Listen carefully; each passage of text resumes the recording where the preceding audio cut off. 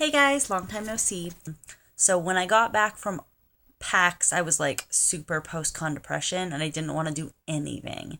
And then finally I'm like, wait, I'm actually going to AkiCon? What? Because I didn't think I'd be going. I sort of thought I might be moving out of state.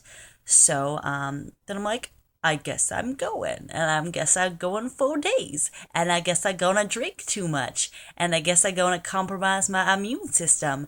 And I guess I'm gonna get strep throat and be out of work and end up having like a whole week off work because I spent 4 days at con and then spent another 2 days on antibiotics and then just went back today.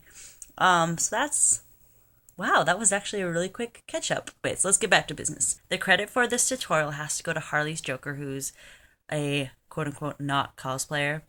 And pretty much every material and technique used in this video is due to him. But I sort of wanted to do a more in-depth tutorial. And that's pretty much what I do is regurgitate information, things that I learn, and then talk too much. That's my thing. So a prop made out of this flexible couch foam is pretty much perfect for any prop that is, say, large, yet needs to be lightweight, durable, long-lasting, and something you just don't want to worry that's going to get beat up at a convention. So pretty much what I just did here is I used a computer program, printed out a picture, got a rough size, and just started eyeballing it. I used scissors and a bread knife and a steak knife to just sort of carve out the basic shape. Smoothed it down with some sandpaper. All the pieces are sprayed together with spray adhesive, and that it's really that simple. Second thing, when buying Plastidip, that's the first material you need. Do not get the spray version, get the pourable version. One comes in a can, the other comes in another type of can. So this is what the Plastidip's going to look like when it's fully cured. It's very flexible. As you can see, I can squeeze it. And the layer is thin enough but protective enough that painting over it's not going to be a problem. It won't be porous anymore. Here, it's thick enough that it's a smooth spread, whereas here it's still porous. I'm going to choose not to really care about getting enough on there. This rubberized coating is still rather lightweight. 3.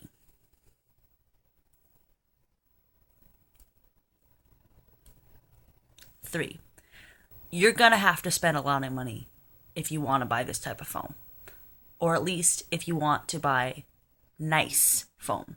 The foam I got was free. My dad does construction.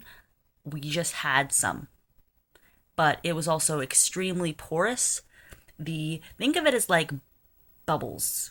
I mean, right? Because the bubbles in my foam were huge, so I had to use a lot of Plastidip to fill it in, and even then it was still very, you could tell it had a lot of texture. Joann's does sell this fabric, and you can use 40%, 50% off coupons. And I'm sure there's other places online you can buy it, but it is pretty spendy. So with that in mind, the more Plastidip you use, the more you seal that texture away, as well as preparing the foam for painting. For this type of foam, the best glue to use, honestly, is a spray adhesive. Yet for some reason I had an issue where the spray adhesive had a reaction with the Plastidip. And it caused the spray adhesive to unadhere. So to solve this problem, I would recommend keeping the two away from each other and letting both cure independently before introducing them to each other. So the issue I had this with was the mane. The edges of the mane right here, along the edges, as I poured the Plastidip on, they both sort of came in contact with each other. And then the mane started to warp and sort of curve to one side.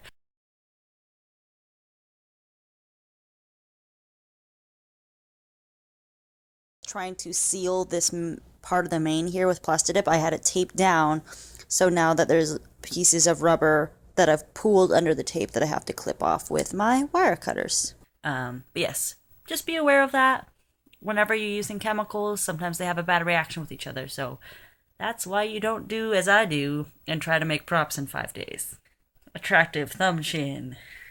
Number 5. Speaking of chemicals, you should really wear a respirator if you want to look cool. 6. A suitable replacement for this would be latex if you can't find Plastidip in your area, especially if you can't find the pourable kind.